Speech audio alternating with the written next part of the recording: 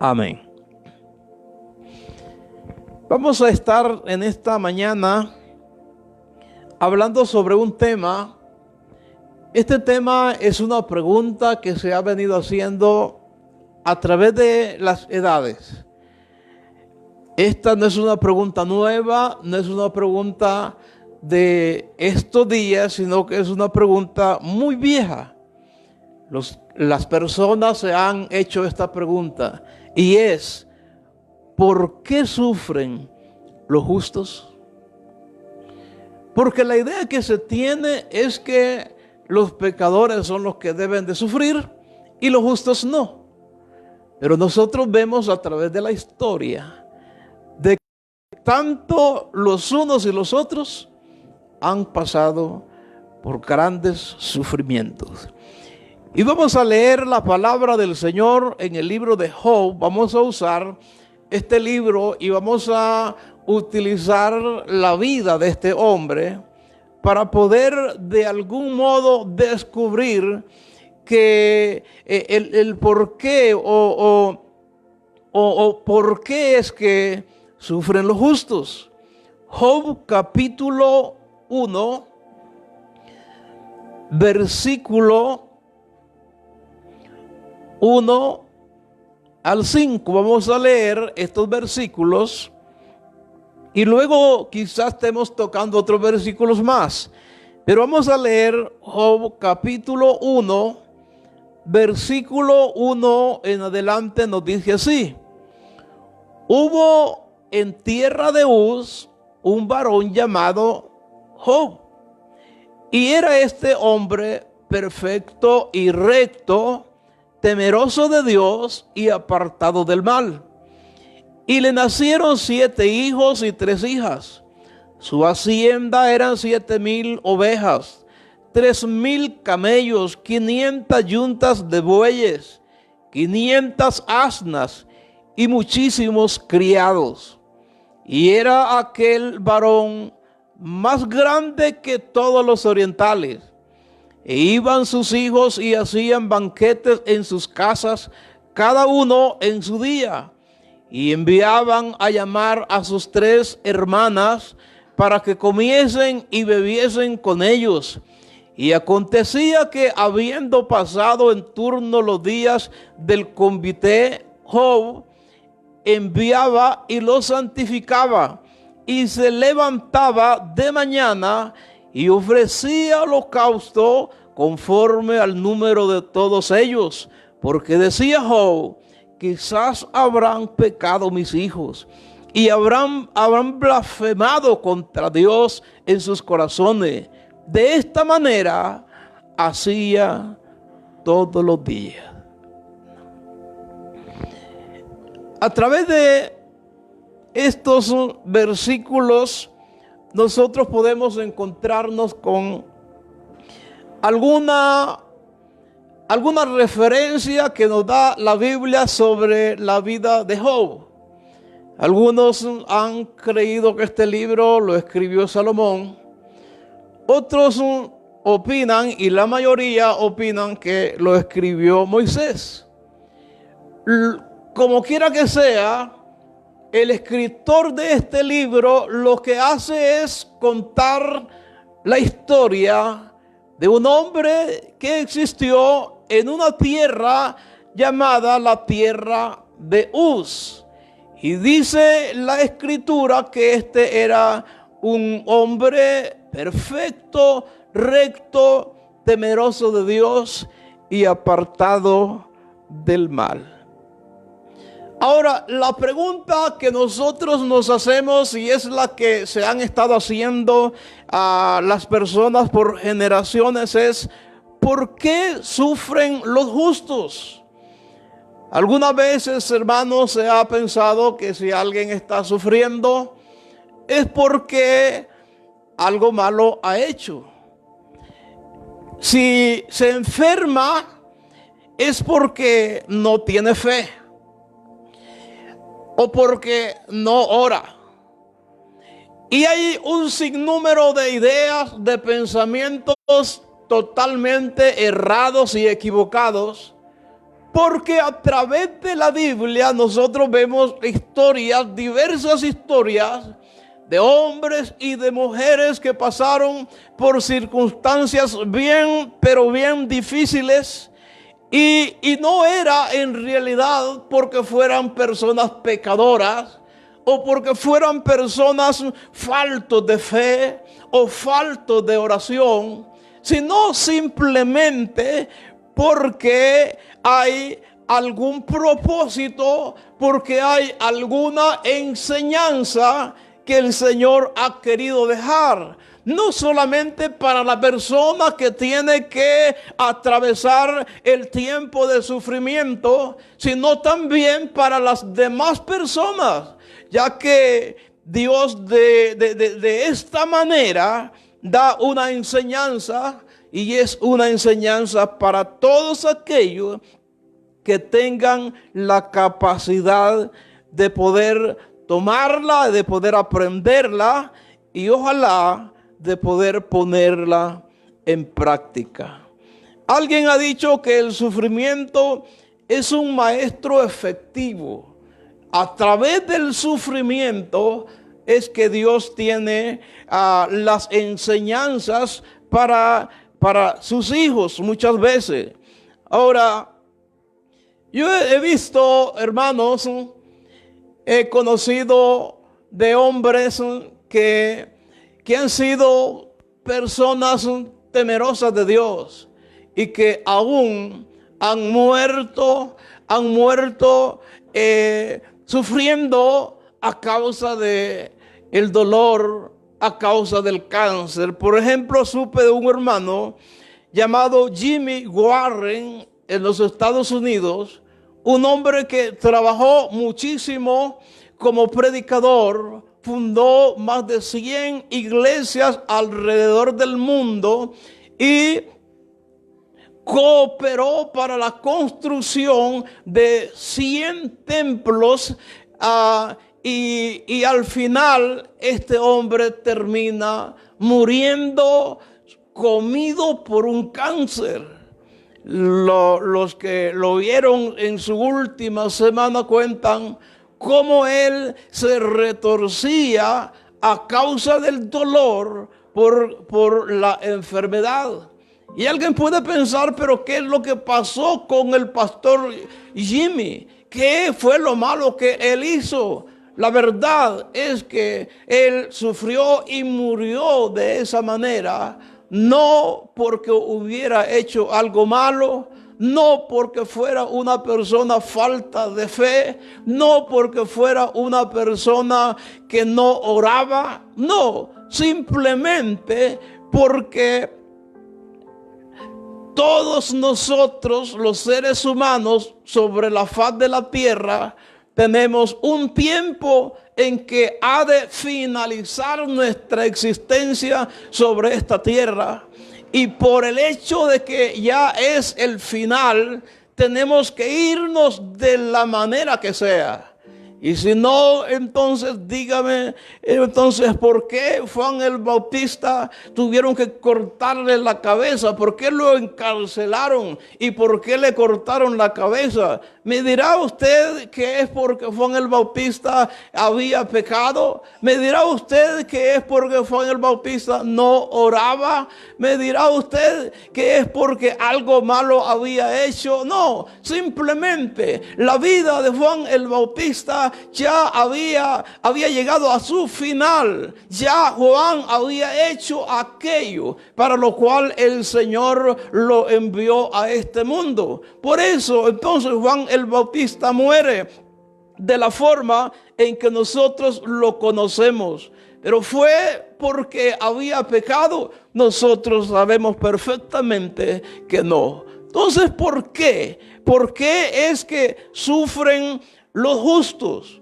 La historia nos habla entonces de este hombre llamado Job. La Biblia nos dice que era una persona recta, que era una persona justa, que era perfecto y que era un hombre apartado de todo mal. Hermano, mas sin embargo, vemos también a través de la palabra de Dios que vinieron, nos dice la escritura, llegaron los hijos de Dios delante del Señor, y entre ellos estaba Satanás. Y Dios le pregunta a Satanás, ¿de dónde vienes? Y Satanás dice, de rodear la tierra y de andar por ella. Y el Señor le dice, ¿ya vistes a mi siervo Job, que no hay otro como él, recto, justo, temeroso de Dios y apartado del mal?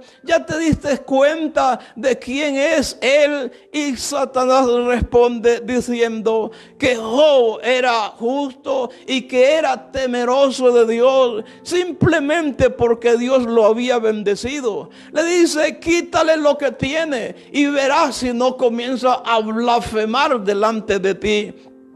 Hermano, lo que podemos ver es que el Señor le da permiso al diablo para que le quite los bienes materiales. Después le da permiso para que le ponga una enfermedad en su cuerpo. Y de esa manera la Biblia nos dice que en un mismo día la fortuna de Job se fue. La riqueza de Job se terminó, hermano. Y luego, ¿quién queda? Queda prácticamente un hombre sin nada. Ahora, antes era el hombre más rico de los países orientales. Ahora posiblemente sea uno de los más pobres.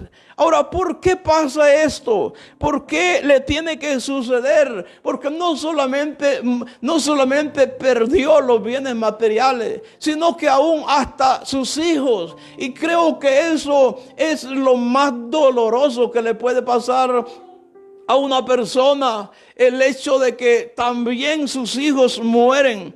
Hermano, es triste la condición a la que Job tiene que enfrentarse. Y cuando él está en esas condiciones, la Biblia dice que se rapó y se tiró ceniza encima y se sentó ahí. Y en ese momento los amigos de Job se dan cuenta de lo que le ha pasado y vienen para consolarlo. Pero ellos no pueden creerlo cuando lo ven. Ellos no pueden entender. Ellos no pueden creer que el hombre que están viendo es Job, porque no se parece en nada. Él es otro. Está enfermo y no tiene los bienes que antes tenía, y están sorprendidos, se quedan sin palabras. Nos dice la escritura que estuvieron 7 días sin hablar. Se sentaron a la par de él para únicamente verlo, observarlo, ver lo que le había sucedido a Job. Se quedaron sin palabras porque era algo terrible lo que le había pasado a Job. Después de esos 7 días habló el primero.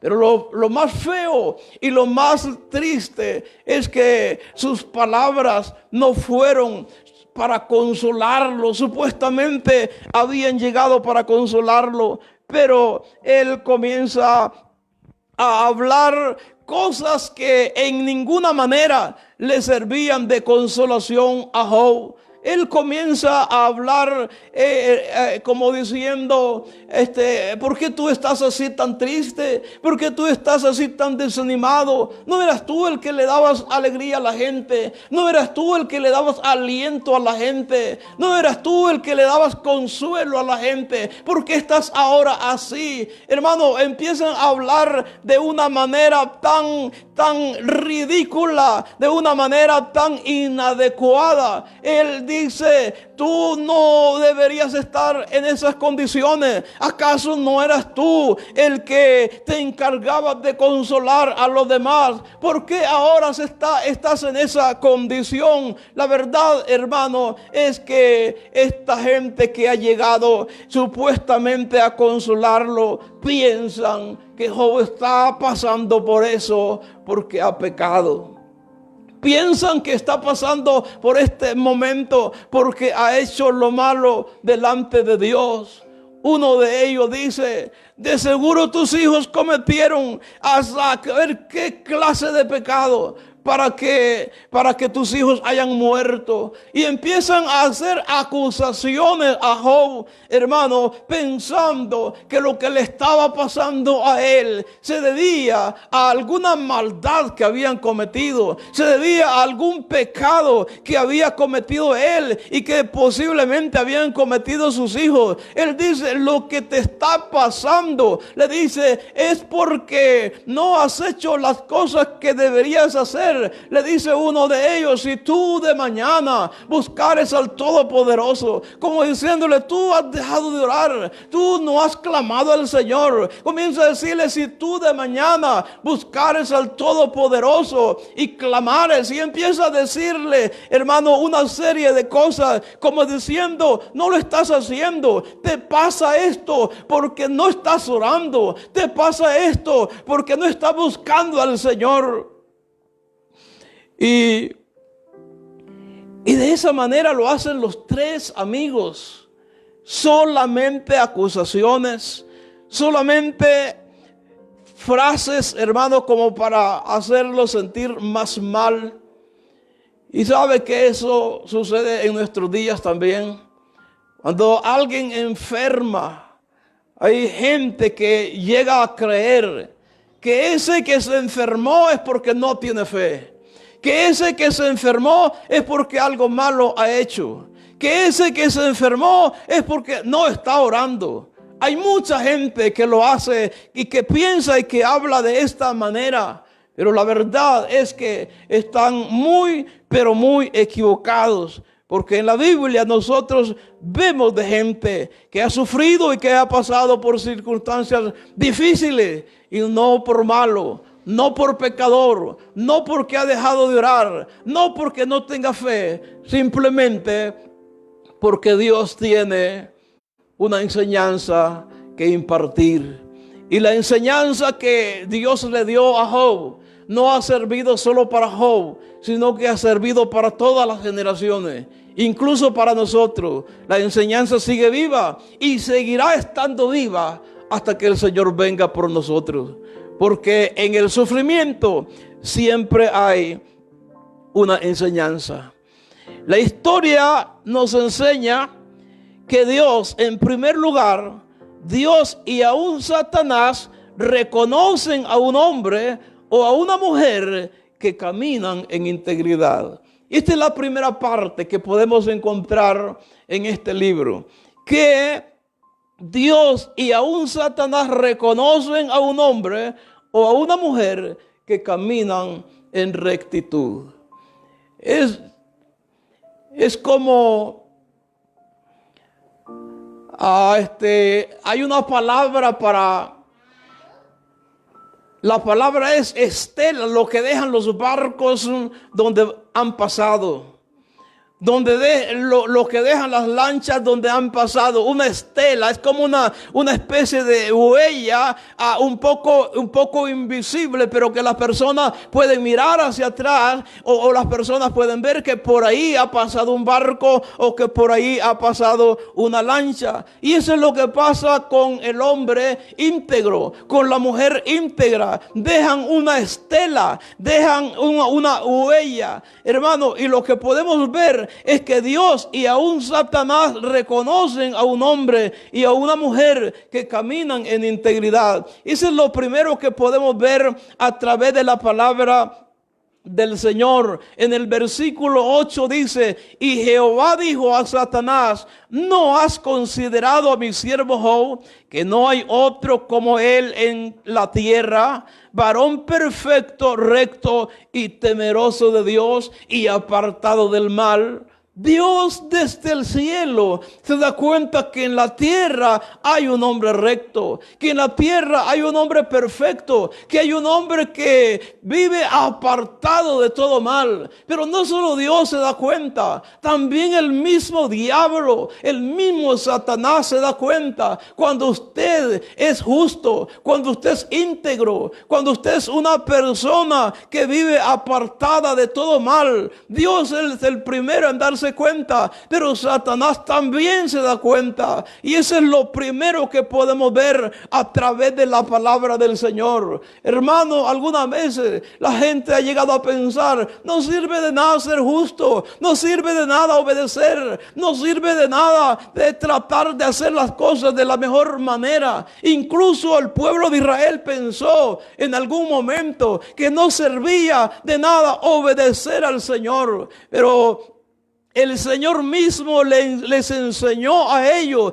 que venía el tiempo, que venía el momento en que se iba a hacer la diferencia entre el que temía a Dios, entre el que servía a Dios. Porque Israel llegó a pensar que no servía de nada servir a Dios. Pero la Biblia nos dice claramente, mis hermanos, que sí, el hombre, la mujer que vive en integridad, que vive en el temor de Dios, aparte de que va dejando una huella, que va dejando una estela tras sí, aparte de eso, Dios lo honra y Dios lo reconoce en el cielo. Y aún el mismo enemigo se da cuenta que ese hombre es fiel, que esa mujer es fiel. Y ese es el llamado de parte de Dios a los cristianos del siglo XXI, a portarse de la mejor manera, a vivir la vida que Él quiere que vivamos, ya que no es en vano. El Señor se está dando cuenta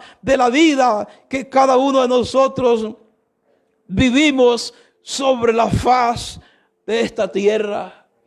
Dios entonces, Él se da cuenta quién es justo, y el mismo enemigo igual se da cuenta. El enemigo alega al Señor diciéndole que Job es justo porque lo ha bendecido, como diciendo, así quien no. Pero Dios le prueba, Dios le demuestra que Job es justo, aún sin tener toda esa riqueza. Lo segundo que aquí aprendemos es que el sufrimiento nos hace entender que somos seres finitos y que nuestra vida es precaria y que todo le pertenece a Dios. Todo le pertenece a Dios. Job era de los más ricos en esos países, pero finalmente se le quita todo.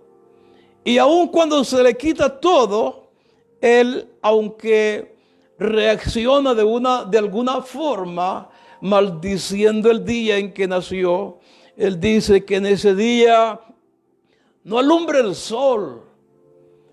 Dice que las estrellas durante la noche que no brillen, que ese día no se ponga en el calendario.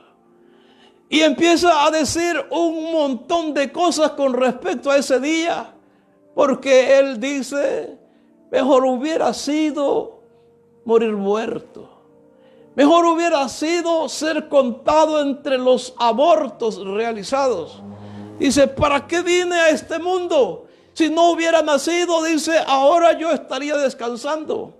Si no hubiera nacido o si me hubiera muerto en el vientre de mi madre, ahora yo estaría descansando y no estaría en esta pena, en esta angustia.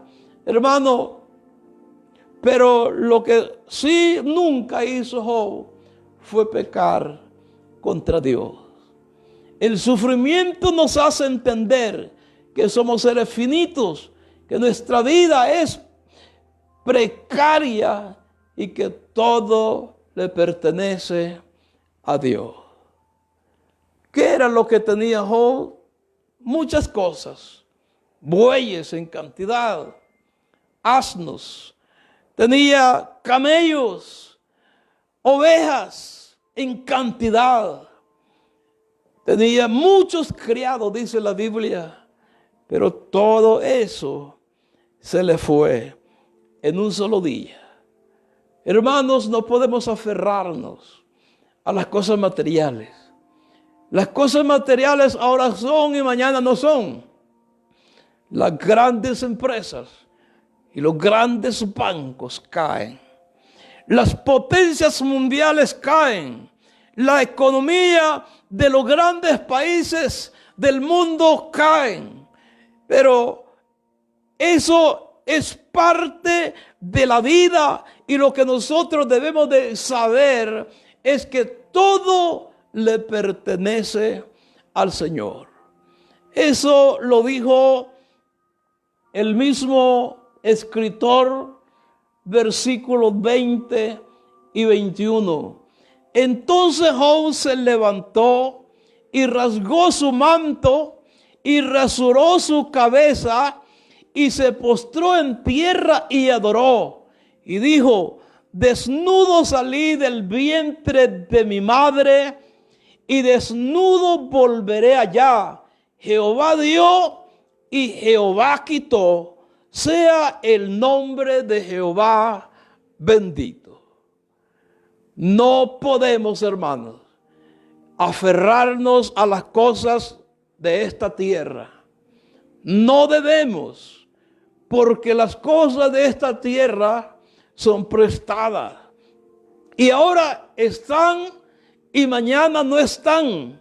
Y por eso es que vale la pena, sobre todas las cosas, depender más bien de Dios.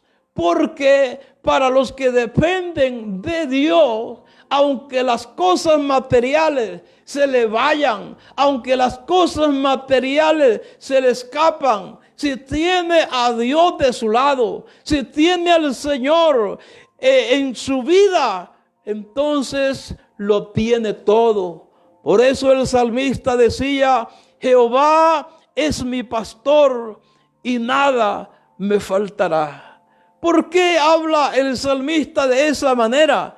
¿Será porque de verdad él lo tiene todo? ¿Será porque de verdad él no ha tenido que pasar angustias? ¿Será porque de verdad él no ha tenido que pasar hambre? Claro que sí, él pasó por momentos de angustia, él pasó por momentos de hambre, pero al tener al Señor, él considera que tiene lo mejor y que al tener al Señor lo tiene todo.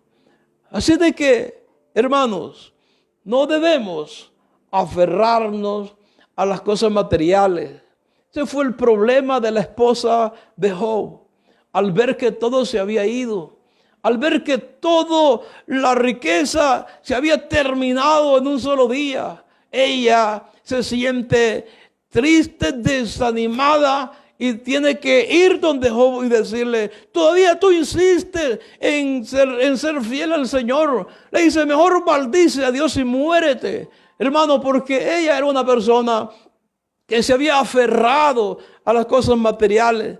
Ella pensaba que las cosas materiales eran el todo en la vida. No se había dado cuenta que el todo en la vida de un hombre y de una mujer es el Dios Todopoderoso. Lo tercero que vemos es que, lo tercero que aprendemos es que después de la tormenta viene la calma. Job, hermano, le fue muy mal, sufrió como nadie en esta vida, sufrió tanto. Pero después de que sufrió tanto, las cosas cambiaron. Y lo vemos en el versículo 10, Job 42, 10. Y quitó Jehová la aflicción de Job cuando él hubo orado por sus amigos, y aumentó al doble todas las cosas que habían sido de Job. Y vinieron a él todos sus hermanos y todas sus hermanas, y todos los que antes había conocido, y comieron con él pan en su casa, y se condolieron de él, y le consolaron de todo aquel mal que Jehová había traído sobre él. Y cada uno de ellos le dio una pieza de dinero y un anillo de oro. Y bendijo Jehová el postrer estado de Job más que el primero, porque tuvo 14,000 ovejas, 6,000 camellos, 10,000 yuntas de bueyes y 1,000 asnas, y tuvo 7 hijos y 3 hijas. Y vea qué interesante, porque acerca de las hijas, dice aquí claramente que no hubo en toda la tierra mujeres tan hermosas como las hijas de Job. No hubo mujeres tan hermosas en la tierra como las hijas de Job. Hermano, aparte de eso, dice la Escritura, y tuvo 7 hijos y 3 hijas. Llamó el nombre de la primera Jemima, el de la segunda Cesia, el de la tercera Karen. Y no habían mujeres tan hermosas como las hijas de Job en toda la tierra. Y le dio su padre herencia entre sus hermanos. Y después de esto vivió Job 140 años y vivió y vio a sus hijos y a los hijos de sus hijos hasta la 4ª generación. Y murió Job viejo y lleno de vida. Hermanos, después de eso vivió 140 años. Algunos creen que la vida de Job anduvo por ahí entre los 250 años. En realidad no sabemos exactamente el número, pero acá sí nos dice la Biblia que después de esto vivió 140 años, a tal grado que pudo ver a sus hijos, a los hijos de sus hijos, y a quienes más, a los hijos de los hijos. Vio la 4ª generación.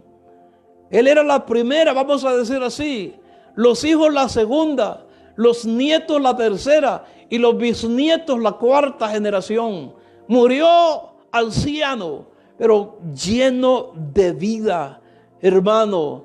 Ahora, un hombre que había pasado por una situación crítica, otra vez volvió a ser el hombre de dinero. Y la Biblia nos dice que ahora otra vez sus conocidos volvieron. Porque qué triste, hermano. Qué triste es que las personas tienen amigos solo cuando están bendecidos. Cuando a uno lo ven bendecido, sobra quien quiera ser amigo de uno. Pero cuando uno está acabado y si está enfermo, peor. Cuando uno está acabado y enfermo, no hay quien. No hay nadie. ¿Quiénes son los únicos? Los verdaderos amigos. Incluso la misma familia se había alejado de él. Sus hermanos, sus hermanas, sus amigos, sus conocidos se habían alejado. ¿Hasta cuándo volvieron? Hasta que vieron que él estaba prosperado otra vez. Pero sepamos algo, hermanos, que aunque en esta vida nos toque sufrir, que aunque nos toque padecer, que aunque nos toque pasar por circunstancias difíciles, debemos de entender que siempre hay un propósito y que al final habrá una recompensa de parte del Señor. Hay gente que el Señor incluso la ha resucitado. El caso de Lázaro, por ejemplo. Lázaro murió, pero al morir ese no era el fin de Lázaro. El Señor permitió que muriera porque Él tenía un plan. Todavía no era el fin de Lázaro. Jesús le dice a los discípulos que ese es solamente un sueño. Y luego viene, lo resucita y Lázaro sigue viviendo. Después la Biblia ya no nos dice cuándo murió. Lo que sí sabemos es, hermano, que si el Señor, Él ha prometido ayudarnos, Él ha prometido estar con nosotros y Él lo hará. Y las promesas de protección están con nosotros y nos va a proteger y nos va a guardar y nos va a cuidar. Pero también sepamos que cuando se llegue el día en que tengamos que irnos, nos vamos a ir. Y la gente piensa, pero ¿por qué se murió así? ¿Por qué sufrió así? Simplemente ya era el día. de poder irse. Y no es que el Señor no pueda hacer algo por ellos. En este momento hay cientos de creyentes, hermanos nuestros, que están siendo quemados en los países musulmanes. Y la pregunta es, ¿por qué el Señor no los salva a ellos? ¿Por qué el Señor no hace nada por ellos? ¿Es que acaso ellos han pecado? ¿Es que acaso ellos no tienen fe? ¿Es que acaso ellos no han orado? Simplemente, hermano, ya es el día para que ellos se reúnan con su Señor. Como pasó con la iglesia apostólica, los hermanos de la iglesia primitiva sufrieron, murieron. Pero eso no significa que Dios no es capaz de salvar a nadie. Él sí es capaz. Y Cristo le dijo claramente a Pedro, cuando Pedro le dice Pedro, que no permitas que te pase esto. Y Pedro está pensando en pelear. Y Jesús le dice, no. Incluso yo mismo pudiera pedir a mi Padre legiones de ángeles para que vengan. Pero entonces no se cumpliría el propósito. Hermanos, la pregunta es, ¿por qué sufren los justos? Si alguien allí en sus hogares estaba pensando que algún justo sufre porque ha pecado, sáquese de su cabeza esa idea. Sáquese esa idea, porque más bien el que está pecando es usted. Dios hace pasar a sus hijos, siendo justos, los hace pasar por diversas circunstancias, porque Él tiene un plan, porque Él tiene un propósito. Vamos a orar. Vamos a darle gracias al Señor por todo lo que Él nos concede en esta mañana. Queremos, antes de orar, decirle a los hermanos que están pendientes del programa de preguntas y respuestas. El martes nuevamente se continúa con ese programa a las 7 de la noche. Les esperamos a todos el martes a las 7 de la noche para continuar con el programa. Vamos a orar, vamos a darle gracias al Señor. Te damos gracias, mi Dios amado, en esta hora, porque tú nos das la oportunidad